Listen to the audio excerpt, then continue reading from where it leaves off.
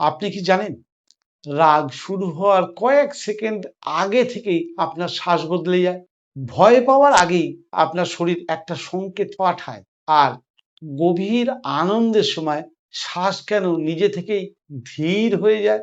যদি আপনি আগে থেকেই বুঝতে পারেন, তাহলে কি রাগ হওয়ার আগেই নিজেকে থামাতে পারবেন না? দেবাদিদেব মহাদেব আমাদের দেবেন এই রকমই কিছু জ্ঞান, যা শুধু যোগীদের জন্য নয়, প্রতিদিনের জীবনের জন্যও এটি অমূল্য।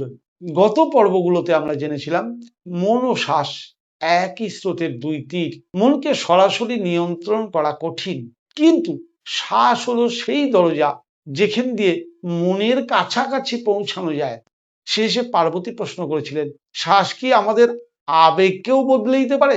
আজ সেই প্রশ্নের উত্তর আমরা পাবো মহাদেবের কাছ থেকে। কৈলাসের পর্বতের উপর আজ মেঘ জমেছে, আজ বিদ্যুতের আলোয় বরফের চূড়াগুলো ঝলসে উঠছে। পার্বতী আজ যেন একটু উদ্বিগ্ন। পার্বতী বললেন, হে প্রভু, মানুষ রাগ করতে চায় না, তবুও রাগ করে। মানুষ ভয় পেতে চায় না, তবুও ভয় পায়। কেন প্রভু? শিব ধীরে চোখ খুললেন, বললেন, হে দেবী, কারণ মানুষ আবেগকে শত্রু ভাবে, কিন্তু তার ভাষা শেখে না। মহাদেব বললেন, প্রতিটি আবেগের নিজস্ব একটি শ্বাসের ছন্দ আছে। রাগের শ্বাস আলাদা, ভয়ের শ্বাস আলাদা, আনন্দের শ্বাস আলাদা, শান্তির শ্বাস আলাদা। সব কিন্তু এক নয়। পার্বতী তো বিস্মিত। তাহলে শ্বাস দেখেই কি আবেগ বোঝা যায়? মহাদেব বললেন, অনেক সময়ে হ্যাঁ। যখন রাগ জন্মায় তখন শ্বাস দ্রুত হয়, গরম হয়, অগভীর হয়ে যায়। বুকের ওপর অংশ তখন বেশি নড়ে। রাগ কখনো হঠাৎ আসে না দেবী, তার আগে শ্বাস বদলায়। যখন ভয় আসে, শ্বাস তখন ছোট হয়ে যায়, কখনো থেমে যাওয়ার মতো লাগে, শরীর শক্ত হয়ে যায়।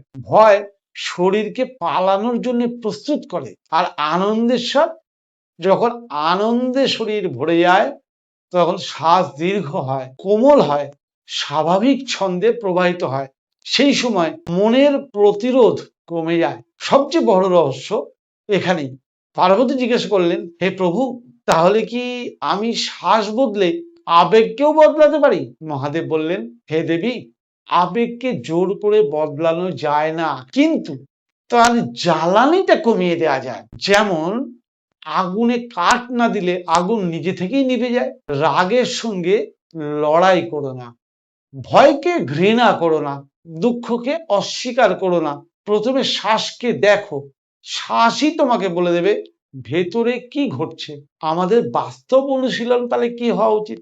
আজ থেকে যখনই আমাদের রাগ হবে, কাউকে উত্তর দেওয়ার আগে মাত্র 30 সেকেন্ড নিজের শ্বাসকে লক্ষ্য করুন। কিছুই বদলাবেন না, শুধু দেখুন শ্বাস দ্রুত না ধীর।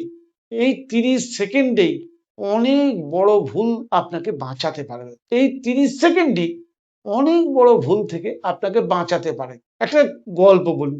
একদিন একজন যোদ্ধা রাগে তলোয়ার নিয়ে শিবের সামনে এলো। সে বলল, আমি এখনই আমার শত্রুকে হত্যা করব।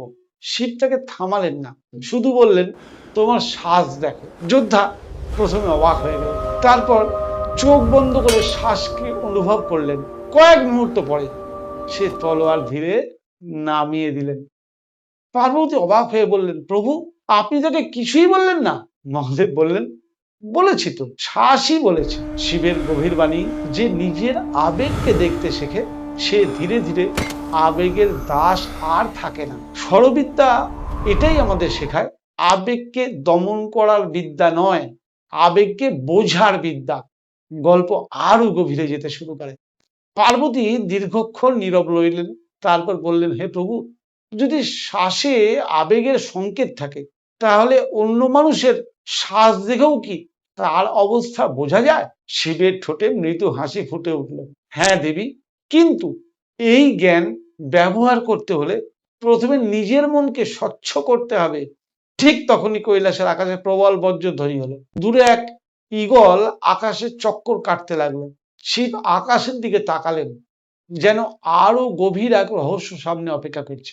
আগামী পর্বে আমরা আলোচনা করব যে নিজের মনকে স্বচ্ছ করার পদ্ধতি সম্বন্ধে দেবাদিদেব মহাদেব কি বলেন আমাদেরকে। শিব সরোদয় রহস্যের আজ 17তম পর্বে স্বাস্থ্য সমৃদ্ধি চ্যানেলের পক্ষ থেকে আমি সূর্য চৌধুরী আপনাদের সঙ্গে ছড়ক জ্ঞান, দেবাদিদেবের মুখনিসৃত যে বাণী আমরা যে শিব সরোদয় বইয়ে পড়েছি সেটাকে গল্পের আকারে আপনাদের কাছে উপস্থাপন করার চেষ্টা করছি।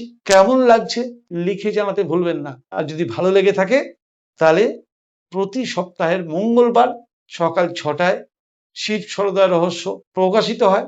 অনুষ্ঠানটিকে লাইক করুন, শেয়ার করুন। আর যারা নতুন এসছেন অবশ্যই স্বাস্থ্য সমৃদ্ধি চ্যানেলটি সাবস্ক্রাইব করে নিন, কারণ আগামী দিনে সুস্থ থাকার মহা রহস্য কি হতে পারে সেটা নিয়ে স্বাস্থ্য সমৃদ্ধি চ্যানেলে প্রতিদিন প্রতিনিয়ত আলোচনা চলছে। আপনারা আগ্রহের সঙ্গে আমার প্রোগ্রামগুলো দেখছেন। আমি আরো খুশি হব যদি আপনারা কমেন্ট করে জানান আপনাদের কার কি রকম লাগছে। আমার যদি কোনো ভুল থাকে সেটাও লিখে জানাবেন, আমি নিজেকে সংশোধন করার অবশ্যই চেষ্টা করব। নমস্কার, আগামী পর্বে আবার দেখা হবে।